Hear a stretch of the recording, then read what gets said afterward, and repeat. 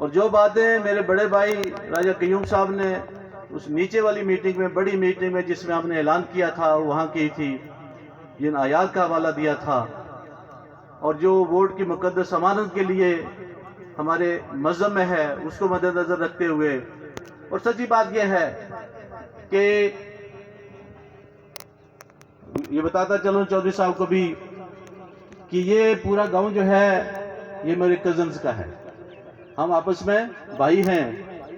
میرے والد صاحب اس پورے قبیلے کے وہ اتنے